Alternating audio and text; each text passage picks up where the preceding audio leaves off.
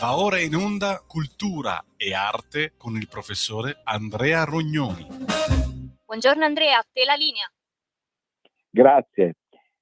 Benissimo, allora siamo, come tutti sanno, in una fase fortemente caratterizzata dai bollenti spiriti, almeno battuta che si sentiva una volta, oramai desueta, data anche evidentemente la mia età, non più imberbe, usiamo questa perifrasi per perdonare il tempo che passa. Ma oggi abbiamo ancora con noi una graditissima ospite, eclettica nella sua profondità, medico, politico, grande conoscitrice dell'animo umano e del rapporto col corpo, tra anima e corpo, ed esperta in vari settori che riescono in qualche modo a migliorare la vita e a regalarci il cosiddetto benessere, parola che diciamo nella sua sintesi, essere bene, benessere, da 30-40 anni è andato a imporsi anche rispetto alla semplice salute, che sembrerebbe più legata così quasi a una visione materialistica. Allora, sentiamo subito Maria Teresa Baldini. Pronto?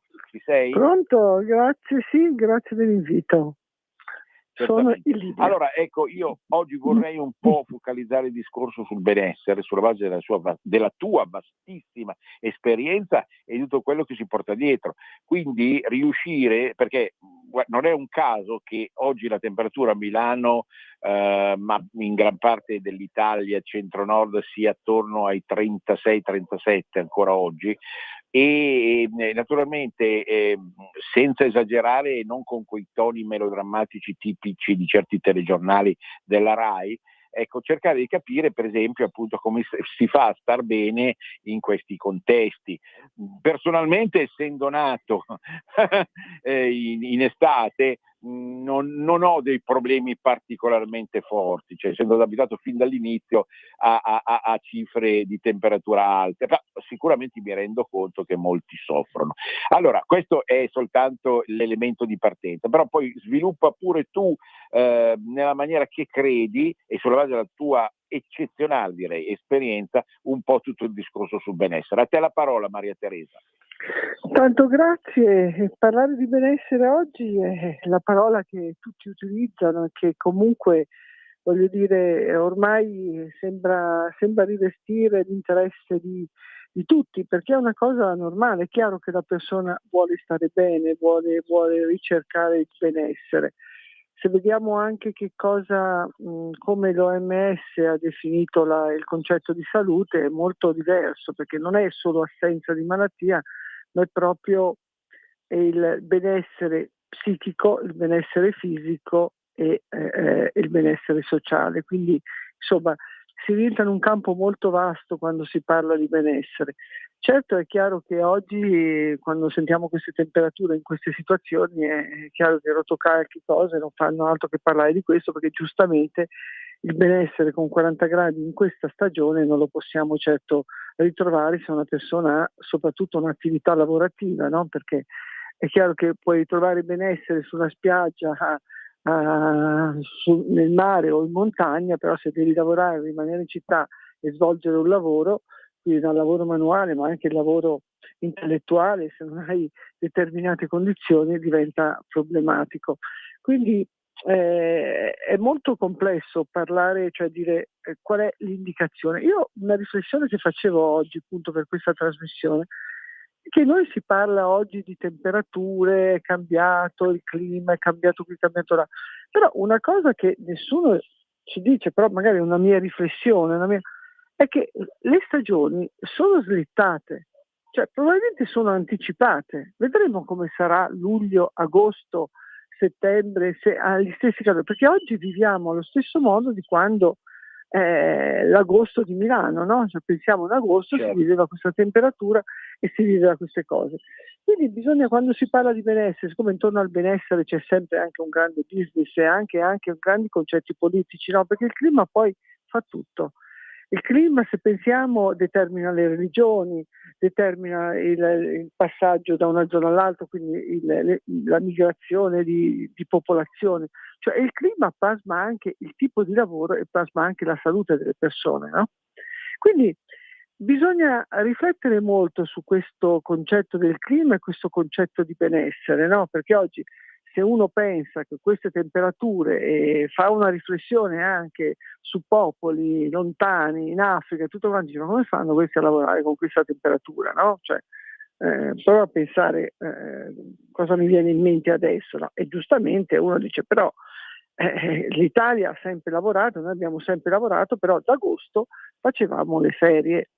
Invece magari le ferie oggi vanno anticipate, vanno fatte in giugno. Cioè, dobbiamo riflettere su questo argomento perché è proprio come ho detto già prima, il clima determina tutto, ma anche nell'alimentazione. Anche poi chiaramente un nostro petrolio che è il turismo deve essere adeguato alle richieste di benessere che può dare, perché è chiaro che il turista se non trova benessere non va più in quel luogo, quindi deve cercare una zona e deve offrire anche una modalità di benessere, quindi il benessere è estremamente, cioè il luogo è estremamente identitario di un luogo, no? Perché è chiaro che non è se la persona cerca determinate cose va in quel luogo perché c'è quel benessere, la richiesta di quel tipo di benessere che è richiesto. Quindi insomma la cosa è complessa, è molto anche difficile, no? Dire allora adesso il benessere, pensiamo alla medicina nel mio settore, la ricerca di benessere, quindi l'offerta di benessere, se pensiamo anche le terme come sono cambiate, mentre prima il termalismo era qualcosa che andavi per ricercare salute, benessere, ma comunque partivi dal concetto di salute, poi si affiancava il benessere, perché è chiaro che alle terme andavi per sentire la musica, per incontrare amici, per parlare, per mangiare in un certo modo. Oggi si è spostato molto sul concetto di benessere. Io vado alle terme perché mi piace andare lì nell'acqua, sentirmi bene, farmi fare un massaggio. Quindi è chiaro che uno non esclude l'altro, perché appunto come sono partita dall'inizio di questa trasmissione parlavo del concetto di salute oggi definito dall'OMS. Quindi è una cosa che si integra l'una all'altra, però se non c'è benessere, ma molte volte la mancanza di benessere, in questo caso della temperatura, può portare a importanti problemi di salute, no? Il colpo di calore non è l'insolazione, non è il colpo di sole, no? È qualcosa di importante che si può verificare, quindi c'è un cambiamento di temperatura corporea molto forte che determina una serie di reazioni corporee che arriva a portare determinate persone anche in situazioni molto molto gravi. Quindi è chiaro che anche dal punto di vista medico dobbiamo intervenire e dire che cosa la persona deve fare. È chiaro che sono sempre cose legate a cose, cioè diciamo a situazioni che ormai le persone conoscono, però non le conosce così bene ed è diverso nei confronti di un malato. Quindi, come dicevo, il clima determina tutto. Questo clima oggi, a giugno, dove ancora l'attività lavorativa è importante, no? Cioè, voglio dire, non c'è il periodo di ferie e c'è da riflettere forse che cosa dobbiamo fare e magari sentire, io non sono una meteorologa, e comunque magari non è soltanto un cambiamento di clima, ma è uno spostamento di stagione. Dobbiamo vedere quest'anno cosa succederà ad agosto o a settembre. E allora forse il riferimento potrebbe essere interessante, Chiaro. non ti pare, Andrea?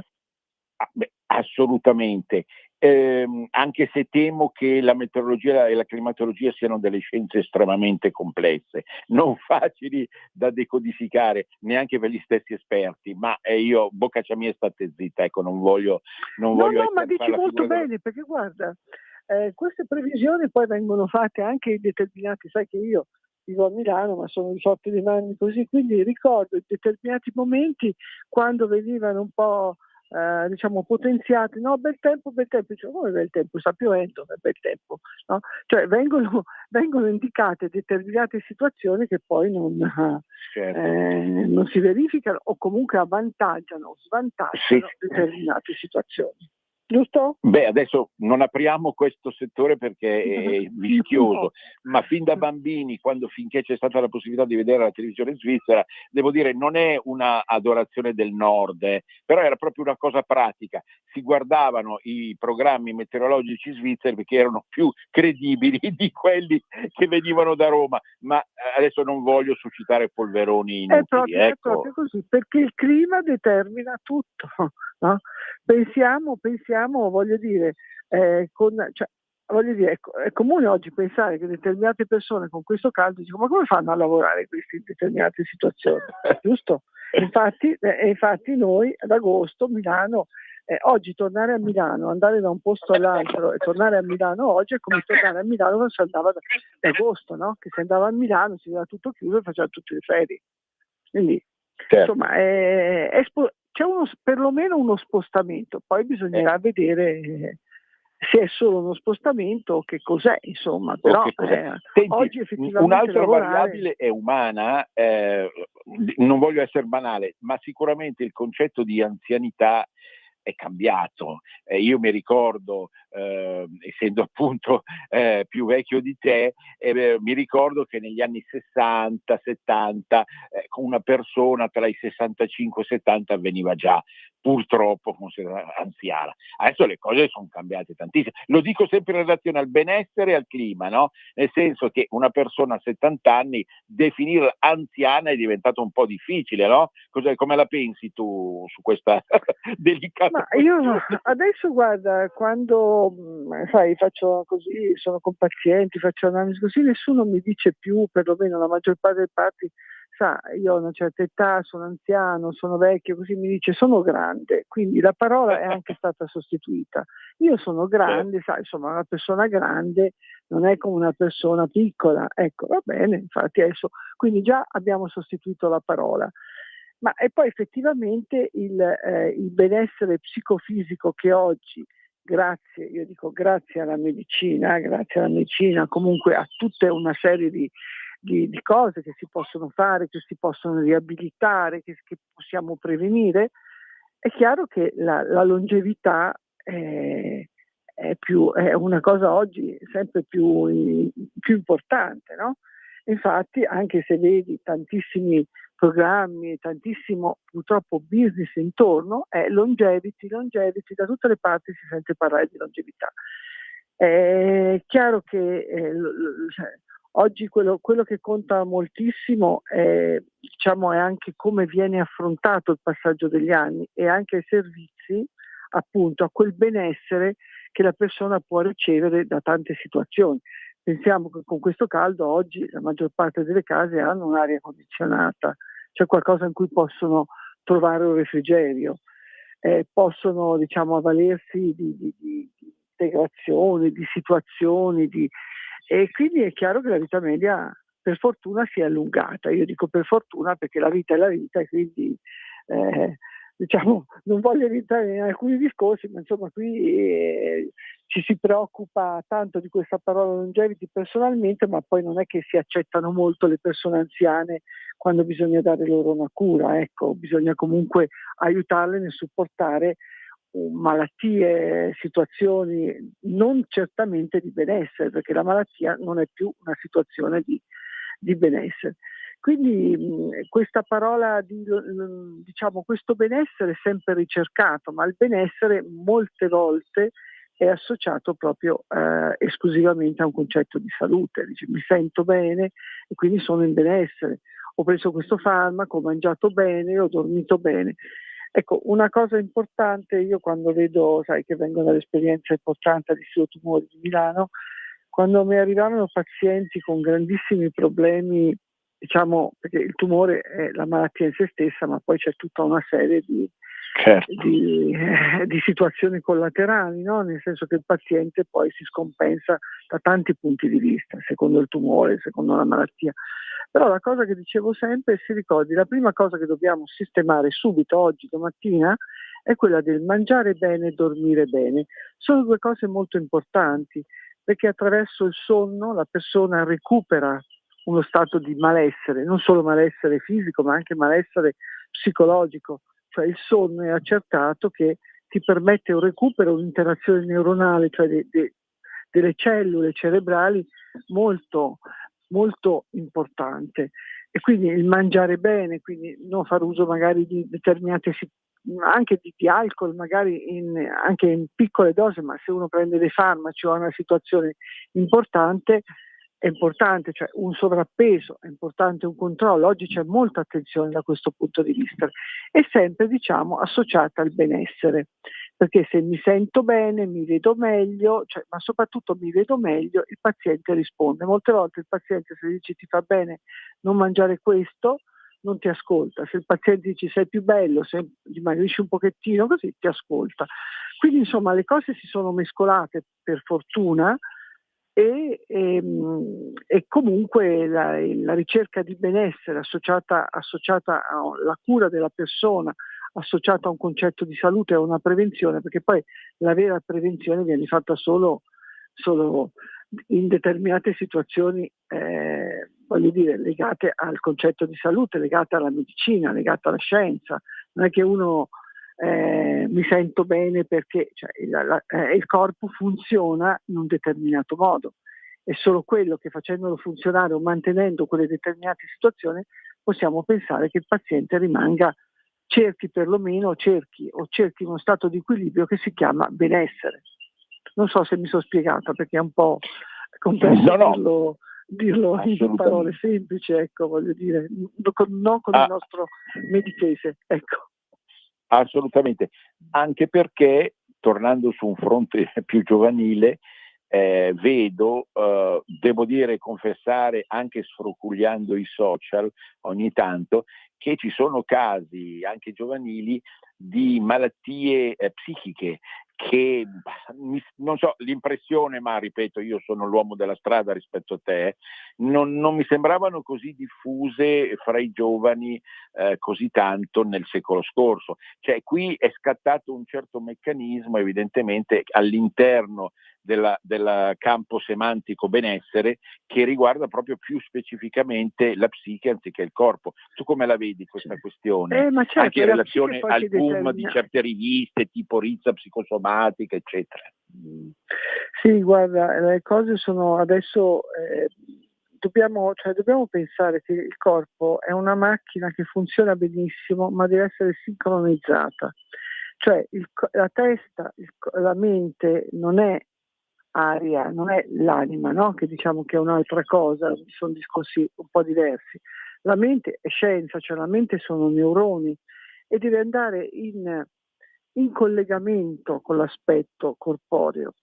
Purtroppo uno stile di vita, determinate situazioni, porta sempre di più a scollegare queste situazioni, a far fare delle cose che non sono naturali, perlomeno non sono state naturali per la nostra, diciamo la nostra, il nostro passato, la nostra educazione, il nostro modo di essere, no? Pensiamo anche all'uso indiscriminato così forte dei social. Cioè la persona non mette più in atto determinati meccanismi cerebrali che risvegliano e costruiscono insieme al corpo l'attività della persona.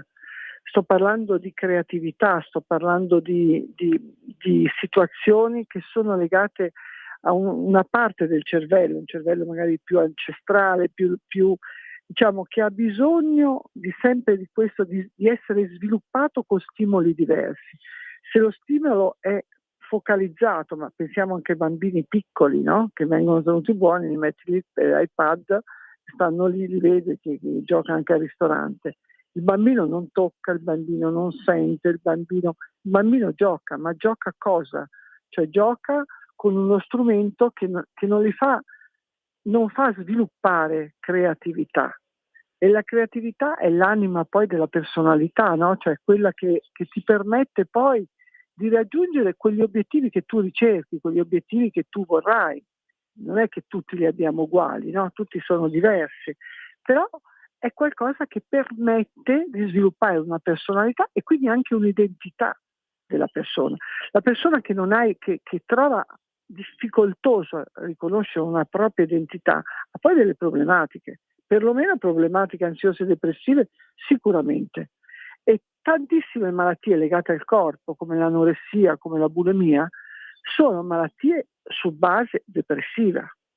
Sono malattie che non riescono, cioè giocano attraverso il corpo un bisogno di affermazione. Sono dei suicidi, diciamo, no? Sono dei suicidi attraverso il corpo. Quindi abbiamo tantissimi problemi di anoressia, no? Perché comunque sono ricerca di modelli, ma modelli è vero che ricercano dei modelli, ma la base è che c'è un substrato debole, un substrato dove, diciamo, questo modello può attaccare. Quindi basta essere magro e basta, quindi mangi o non mangi attraverso l'esposizione del proprio corpo. Anche queste sono malattie vere e proprie, perché sono forme depressive. Quindi questi sono aspetti. Ma pensiamo oggi a quante persone ricorrono, anche piccoli, ricorrono a terapie psicologiche, a terapie, per carità, nei momenti di bisogno servono, sono importanti, però non possiamo, diciamo, dal mio punto di vista medico, giocare su quello. Dobbiamo prima capire le motivazioni vere, importanti, e cercare di avere un corpo forte, un corpo pronto a ricevere, perché poi il modello corporeo è complesso, quindi c'è una psico-neuro endocrino immunologia, si agisce sulla psiche, si agisce sul sistema neuronale, si agisce sul sistema endocrino e quello ormonale, perché poi l'ormone determina determinate situazioni. Insomma, è una cosa diciamo 10 minuti non possiamo dire tutto, però pensiamo a quante persone che hanno anche problemi cioè problemi, diciamo, immunologici, sono deboli, e la forza è una cosa importante nella persona, ma non la forza bruta, ma la forza fisica, che di fronte a un agente esterno, a una malattia, qualsiasi, sia di origine vascolare, sia di origine batterica, virale, o comunque determinate malattie, la persona possa reagire, perché nella vita non possiamo pensare sempre di vivere in uno stato di benessere, altrimenti dovremmo essere sotto una provetta e ci dicono esattamente cosa fare, come stare, viene messo questo, viene messo quest'altro, ma questa non è la vita. Ecco, tu hai sfiorato un altro argomento che è un po' un terreno minato e non è facile parlarne in radio e talvolta si viene anche equivocati. Rimanendo prevalentemente sul settore giovanile, ci sono due questioni: il rapporto veglia-sonno, che per la generazione dei millennial è diventata veramente un problema per tanti motivi, perché tutto è stato spostato. Penso alla cena, una volta si cenava alle 8, adesso si cena alle 9:30, 10, no? Per i ragazzi sto dicendo, e via dicendo, e di conseguenza la notte è lunga, no?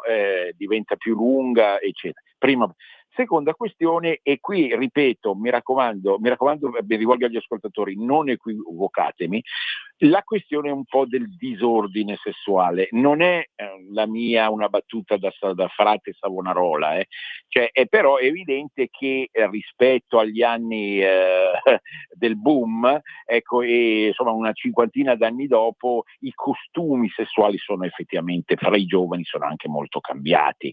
Ecco, fino a che punto realisticamente, senza fare discorsi di principio morali o moralistici, fino a che punto può incidere sul benessere come stato di equilibrio, come dici tu, questi due fattori che abbiamo detto, in particolare la questione sessuale, sulla base della tua riflessione? Ma sai, questo oramai c'è questa mancanza di regola a qualsiasi livello, no? E quindi tutto è permesso e tutto è lecito, e quindi voglio dire, se uno ha una sessualità diversa, questo è libero di esserlo. Io assolutamente non voglio, diciamo, né dare un giudizio né intervenire, però guarda, un mese fa ero a cena con un'amica che ha una figlia di 15 anni, eravamo a tavola e parlavamo appunto che lei voleva fare determinate cose, insomma chiedeva di essere vestita in un certo modo. E poi alla fine siamo entrati sul discorso sessuale. Lei mi ha detto: ma nella nostra classe soltanto 2 sono etero, 2 per gli altri. E dico: ma gli altri come sono? Vabbè, sono quelle che sono con le donne, quindi c'è quello, cioè sono quelli con gli uomini, poi ci sono i fluidi, poi ci sono gli stagionali, che cos'è stagionale? Che secondo la stagione cambiano sesso, poi ci sono quelli che assomigliano, vogliono essere un animale, quindi sono gatto, si sentono gatto. Dico: scusa, quando vieni a scuola si sentono gatto? Sì, sento gatto, poi magari ogni tanto si truccano da gatto.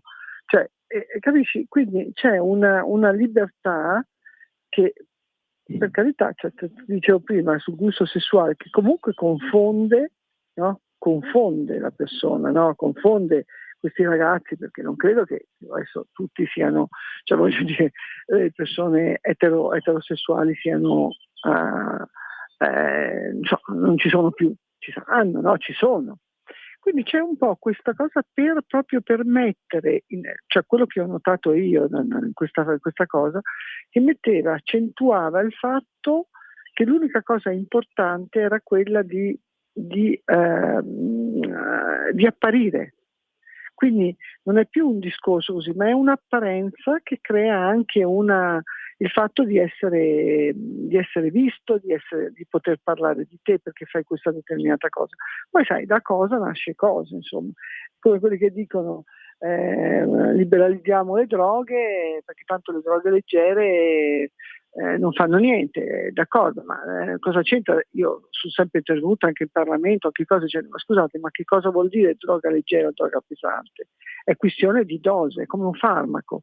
Un farmaco può essere leggero, può essere pesante, ma anche se prendi banalmente un antinfiammatorio, ne prendi un dosaggio alto, è un farmaco tossico. Cioè non è che è una droga leggera, una droga pesante. E così pure in questi aspetti qua, cioè se è un gioco così tanto per parlare, ma se poi invece viene ripetuto, si perde di vista quello che è poi un pericolo, no? Perché comunque quando sono adolescenti o tutto quanto non c'è ancora una personalità definita diciamo, ed è quella. Quindi può subire determinate situazioni. Io credo che sia abbastanza difficile oggi intervenire su questi argomenti perché c'è sempre una giustificazione a tutto, c'è sempre una cosa a tutto che non è una tendenza sessuale, quelle sono cose diverse. C'è il ragazzino che può nascere omosessuale o che cresce omosessuale, si vede anche da piccolo, no? E quindi insomma se poi nella vita si realizza con quella sessualità mica possiamo intervenire o dire qualche cosa, però certamente su queste diciamo perversioni, perché comunque cane, gatto e tutto quanto si parla di perversioni sessuali, non si parla più di un'azione sessuale, no? Cioè di avere una tendenza sessuale piuttosto che un'altra. Quindi il discorso anche sul fatto del benessere, è chiaro che queste situazioni creano aspettative, creano confusione, è chiaro che poi dopo se trovano qualcuno che gli dà, che possono anche diciamo divertirsi a raccontare queste cose, diventa un modo di essere, uno stato che ti fa sentire bene se ti travesti così, se fai così, se ti senti diverso dagli altri, ecco. Chiaro. Adesso abbiamo 1 minuto e mezzo di break e andiamo avanti dopo, Maria Teresa. A dopo. Stai ascoltando Radio Libertà, la tua voce libera, senza filtri né censura. La tua radio. Open your eyes, this is the world. Sic et non, una chiacchierata in libertà con ospiti e telefonate per chiarire, per indagare il politicamente corretto di oggi, per smontare le tesi del pensiero woke e per ragionare insieme all'insegna del buonsenso. Vi aspetto tutti i giovedì su Radio Libertà dalle 12 alle 13.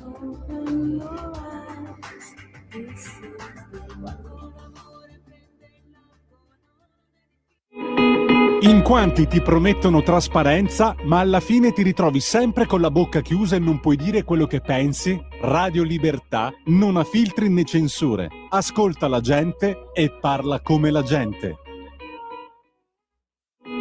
In quanti ti promettono trasparenza, ma alla fine ti ritrovi sempre con la bocca chiusa e non puoi dire quello che pensi? Radio Libertà non ha filtri né censure. Ascolta la gente e parla come la gente. Stai ascoltando Radio Libertà, la tua voce libera, senza filtri né censure, la tua radio.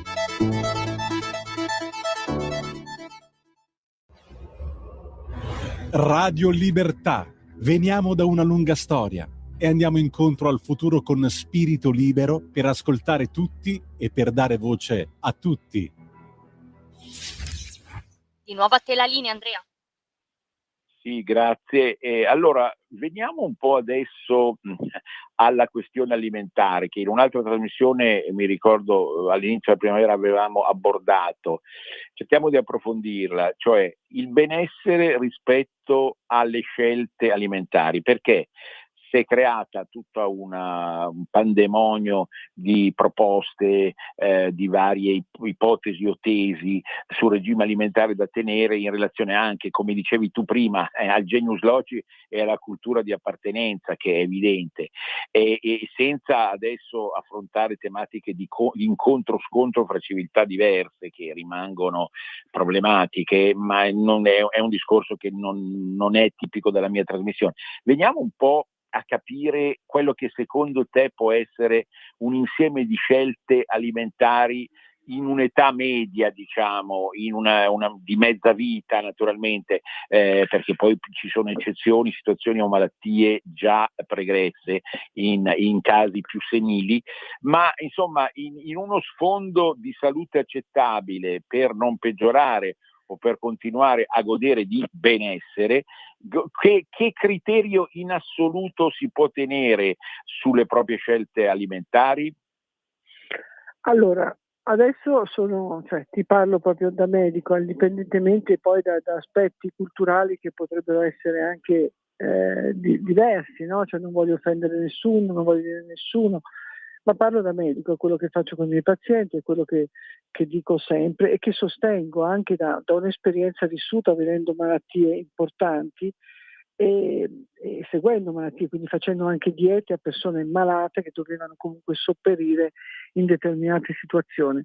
Allora, è molto importante che il cibo sia consone alla tua identità, alle tue tradizioni, è molto importante per il corpo perché lo riconosce. Cioè abbiamo degli organi formati su quel cibo che comunque hai sempre comunque fatto. Poi non è detto che tutto quel cibo sia un cibo eccellente, no?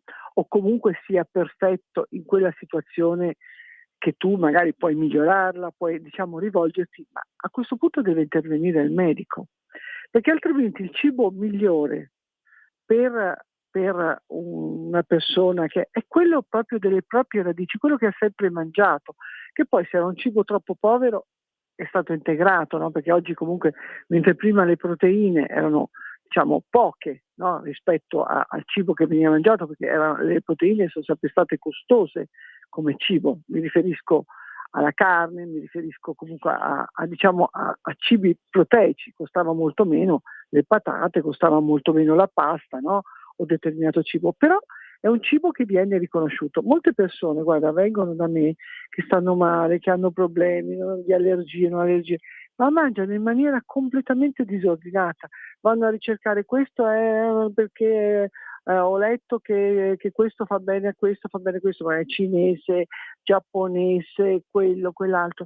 Ma pensiamo anche a tanti cibi non cotti, no? Non dico che i cibi non cotti, se mangiati, mi riferisco al sushi o che cosa possono essere mangiati, però come abitudine non è un cibo che noi riconosciamo, che il nostro corpo riconosce. Il vilo intestinale, cioè l'intestino, è un organo che riconosce il cibo, che è quel cibo che viene assorbito. Infatti ci sono un sacco di situazioni con malassorbimento, vuol dire che mangi però gli alimenti non vengono assorbiti.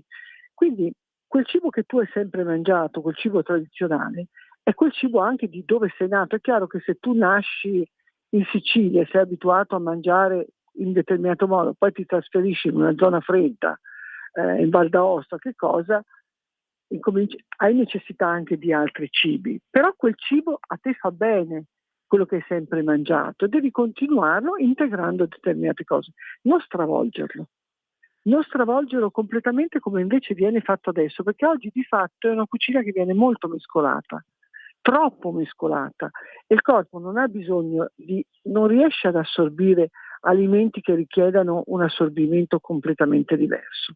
Io la penso così, ma la penso così da studi medici che ho fatto, che molti medici non pensano come me, pensano che no, anzi va bene, integriamo, correttiamo. Io penso che il cibo dell'anima, quel cibo che tu conosci e che lo riconosce anche il tuo organismo, anche il tuo corpo, e quindi sia molto importante. Poi è chiaro che una persona che ha 15 anni rispetto a una che ne ha 30, quindi con bisogni ormonali, una gravidanza ha bisogno di ferro, ha bisogno di integrazione, una menopausa ne ha bisogno di un'altra, un invecchiamento, un tumore ha bisogno di mangiare determinate cose, è chiaro che va bilanciato. Poi c'è una familiarità nelle malattie, quindi è importante che questa familiarità venga riconosciuta e che venga ricordata, perché oggi purtroppo, per velocità, il medico sempre meno parla con i pazienti.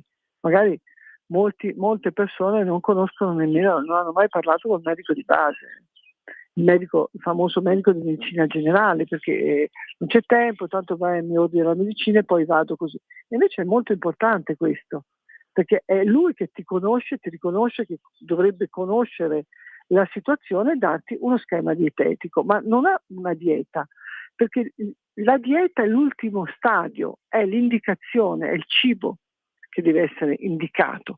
Infatti, se avete fatto caso, c'è gente che compra di tutto, mescola di tutto, mette insieme di tutto e poi dopo ha mal di stomaco, poi non si sente bene, poi è carente di quello e prende dell'altro. Insomma, alimentarsi bene non è semplice, quindi quello che ti ha sempre fatto star bene non dovresti rinunciare, o perlomeno lo dovresti integrare o modificare magari in meno o in più, perché può essere, oggi molti mangiano molto di più del proprio fabbisogno energetico, magari però mangiano di più del fabbisogno energetico, ma non dal punto di vista nutrizionale, che sono cose diverse, non sono calorie, ma sono alimenti importanti, soprattutto nella formazione degli ormoni, perché tutti gli ormoni sono proteine, quindi la proteina diventa un elemento essenziale per il nutrimento. Quante persone oggi non mangiano carne perché la carne non voglio mangiare? Quindi o sanno integrare o possono anche ammalarsi, o comunque non avere uno stato ormonale in un certo modo. Ecco, io sono cresciuto, ero giovane quando è nato il mito della cosiddetta dieta mediterranea, nel senso che è scattato un certo meccanismo a livello planetario in cui si è cominciato a dire, comunque perlomeno per l'Europa, che la dieta mediterranea era la scelta migliore per tutta una serie di fattori, di componenti, eccetera, eccetera, per riuscire ad assicurarsi benessere, salute e longevità. Voglio sentire la tua idea spassionata, perché questa ondata è anche finita, magari sotto i picconaggi delle varie cucine cinesi, giapponesi o indiane, ma senza ironia, ecco, questa dieta ha ancora un valore nel 2026? È la dieta per eccellenza, cioè è il modo di mangiare per eccellenza che è proprio tipico della nostra Italia, no? Di un'Italia fatta di regioni, fatti di identità diverse, di piccoli luoghi che producono ancora, perché ancora oggi, nonostante battaglie, producono ancora e sanno produrre ancora delle cose eccezionali, del cibo eccezionale, quel cibo fatto in determinate situazioni con determinati alimenti che mantengono integrità, che mantengono proteine, che mantengono fibre, che mantengono comunque la capacità di essere assorbiti in un certo modo. Quindi proprio quello che dicevo prima si riallaccia al discorso della dieta mediterranea, la nostra identità, i nostri valori, le nostre tradizioni. Cioè se oggi ancora, vedo in Versilia fanno i tordelli, no? Non li chiamano tortelli, li chiamano tordelli. Tutti dove ci sono i ristoranti, ma ancora i ristoranti, ci sono ancora tutti questi tortelli. Mangi col caldo questo piatto che sono ravioli, no? Con la carne, anche così, però non hai problemi cioè non senti un piatto pesante, perché è un piatto fatto, cucinato, ricucinato in un certo modo che permette. Pensiamo, vai a mangiare come viene fatto il risotto in determinate zone, vai nel Pavese, no? Vai in Milano, cioè è la dieta mediterranea, è la dieta in assoluto migliore. Vogliamo paragonare determinate, poi per carità sono abituati a mangiare couscous, a mangiare questo, a mangiare questo. Io personalmente se mangio queste cose non sto bene, non ho benessere. Non le mai, ho provato a mangiarle perché comunque sono andata in alcuni paesi, no, dove questi cibi c'erano, sono tornata che stavo male con l'intestino. Quindi l'intestino è un organo fondamentale per l'assorbimento delle sostanze. Se tu non dai determinate sostanze in un certo modo, ma soprattutto quelle sostanze fatte così, sono diverse. La dieta mediterranea è un esempio mondiale e spero che rimanga ancora un esempio per tutta l'Italia, perché qua, andando avanti di certi passi, non sappiamo più come poi vengono recepite le situazioni. Sembra di mangiare non cose buone, ma piano piano le cose vere poi ritornano sempre, credo. Certamente. Senti, io ti ringrazio perché poi gli ultimi 10 minuti vado in solitaria. Ma intanto appunto alcuni spunti che per quest'estate valgono ce li hai dati sicuramente, e naturalmente ecco, la ciliegina finale la rimandiamo in autunno perché poi le mie trasmissioni adesso avranno una pausa di circa 2 mesi. Per esempio una delle tuoi grandi cavalli di battaglia, che è la dimensione estetica. Ecco, soltanto una battuta finale sul rapporto fra benessere e estetica del corpo, ecco, una tua... È fondamentale, è fondamentale. Oggi anche chi dice a me non interessa dell'estetica è impossibile, a tutti interessa l'estetica. Chi lo dice e chi non lo dice, è un po' come essere leghista, no? Cioè tutti sono leghisti, c'è chi lo dice e c'è chi non lo dice. Quindi c'è chi lo sa e chi non lo sa.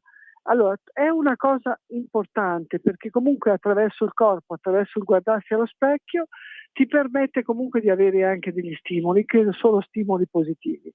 E lasciarsi andare, questo sia per quanto riguarda l'estetica semplice, sia per quanto riguarda l'estetica, diciamo, legata poi a una malattia, è fondamentale. Quando il paziente anche malato si sente meglio, si vede meglio, si sente anche meglio. Interessante questo spunto proprio come filosofia complessiva di tutto il discorso, no? Perché certo, un po' di movimento, un po' di cibo controllato, ma soprattutto cibo buono, sa che cibo da dove viene, no? Un cibo che ti fa, che senti, che lo riconosci, è già il punto di partenza di qualsiasi dieta. È inutile andare da un mago, perché i maghi non ci sono i medici che comunque ti possono riconoscere se hai una malattia e qual è l'alimentazione più adatta in quella tua situazione di età, in quella tua situazione di, diciamo, di caratteristica familiare, no?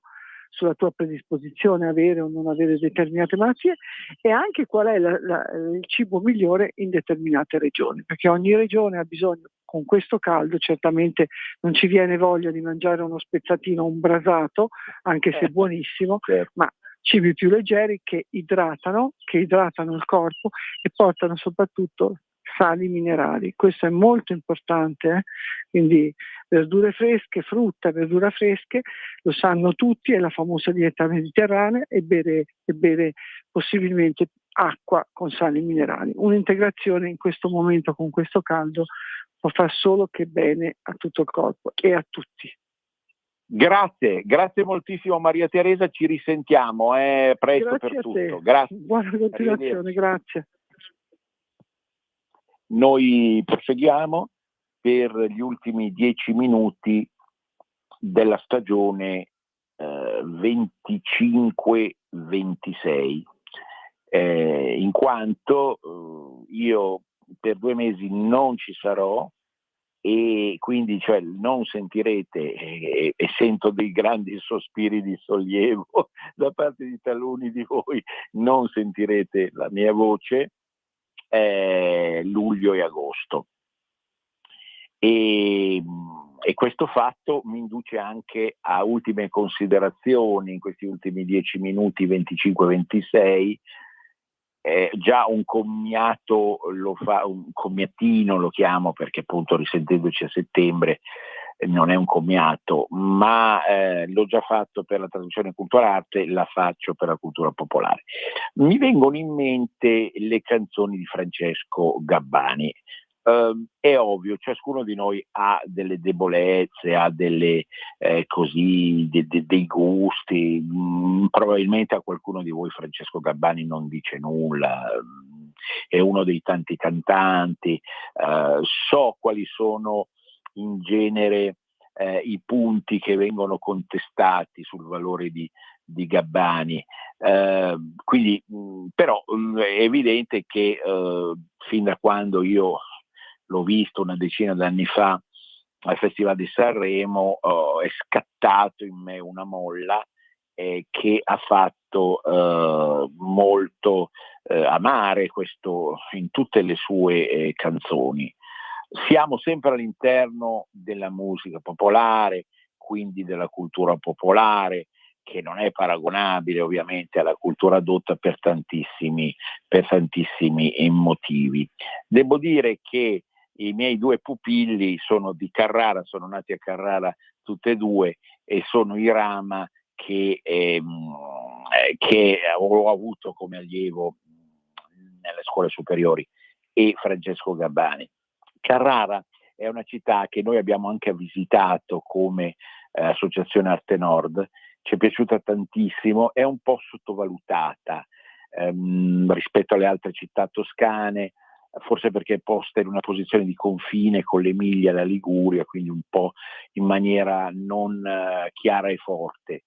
Il Duomo è stupendo, c'è da visitare tutto il centro storico, ed è evidente anche dalla cadenza di Gabbani che insomma si tratta di una località di frontiera, usiamo questo termine in maniera non proprio chiaramente perché siamo sempre all'interno dell'Italia, ma di quella linea La Spezia-Rimini che si riconosce come piccola frontiera fra il nord vero e proprio e il resto d'Italia.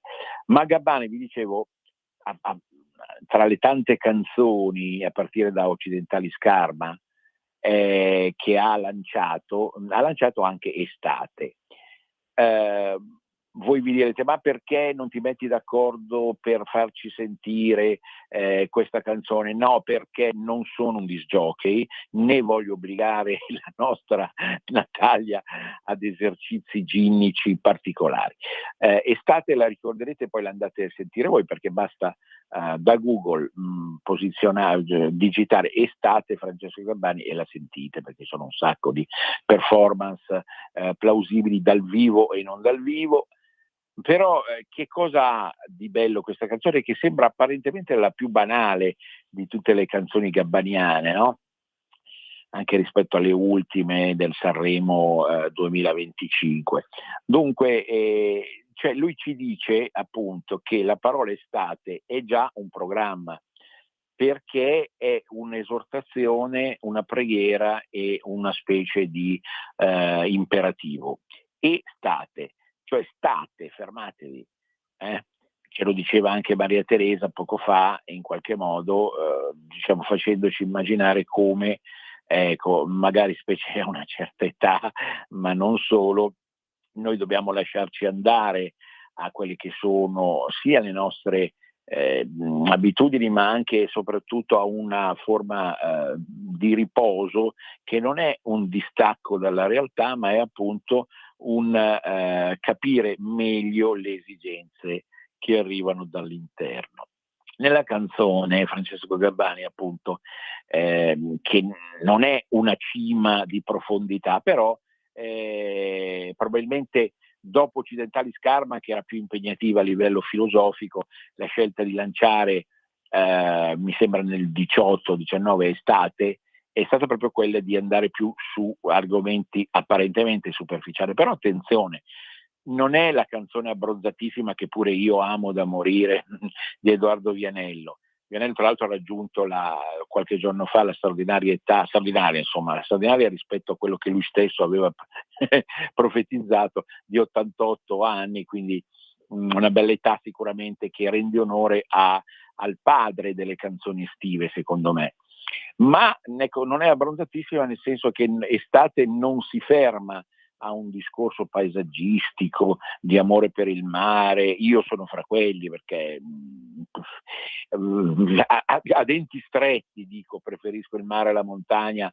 Non ero così da bambino, perché ho fatto anche tante escursioni, non so perché appunto, ma evidentemente col passare del tempo mi sono stabilizzato sulla riva del Pelago. Però mi sono stabilizzato come scelte estive, naturalmente, però non è detto che poi non ci siano strani e fortuiti esercizi di visite di città o di contesti montani. Però estate, appunto, ci dice questo concetto fondamentale: lasciate che scivoli addosso un po' quello che accade. È anche un'esortazione dello scrittore Baricco, dopo che si è ammalato e ha scoperto, questa era una sua famosa intervista recente, l'autore di Oceano Mare, guarda caso, Alessandro Baricco. Ecco, Baricco ci dice appunto di non prenderla sempre per tutte le cose, non facile. Poi io vi confesso, forse l'avrete capito, sono anche un tipo un po' irascibile e ansioso. Col passare dell'età si è incancrenita questa situazione e chiedo una prece da questo mio punto di vista particolare per me. Ma penso che estate ci racconti quello che è il consiglio migliore, quello appunto di non ossessionarsi coi problemi. Ecco, dimenticare l'oblio, no? L'acqualete ha avuto una fortuna enorme, è vero, perché si ricollega al concetto del dimenticare, e noi dobbiamo dimenticare non le nostre tradizioni, come diceva Maria Teresa, i nostri cibi, i nostri gusti, tutt'altro, ma dobbiamo dimenticare i nostri problemi, che spesso e volentieri arrivano da lontano, ci assediano, come certe mura medievali venivano assediate, e ci impediscono proprio di passare il tempo, no? Di passare l'estate, che è un momento di vacanza vacuo, vuoto, deve essere un momento di vuoto ovunque si vada, ovunque si decida di andare a risiedere. Mare, montagna, lago, non ha importanza, cioè quello che conta naturalmente è quello proprio di posizionarsi anche quando si va in giro a vedere le cose, insomma, ma dentro nell'animo. Quindi questo un po' è lo spirito col quale io vi lascio, e ci rimandiamo a settembre, perché il vizio di un prof è sempre quello: gli esami a settembre.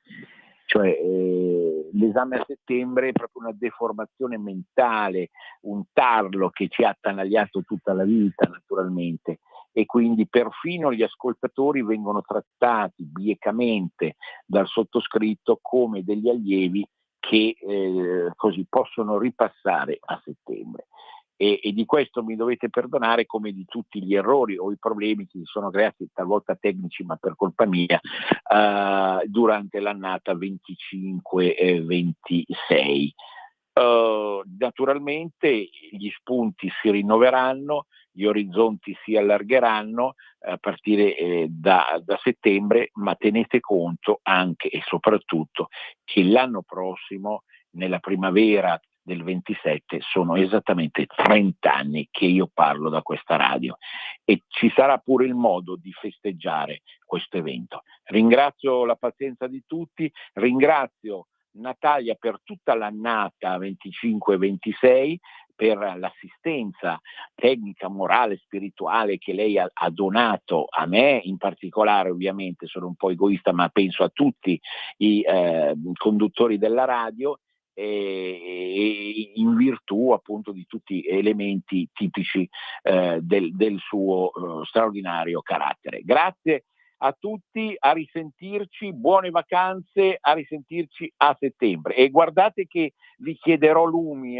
se avete studiato. Dai, sto scherzando, per favore. Un grande abbraccio a tutti e sempre, ovunque andiate, Venezia risorga, risorga Venezia per sempre. A risentirci. Avete ascoltato Cultura e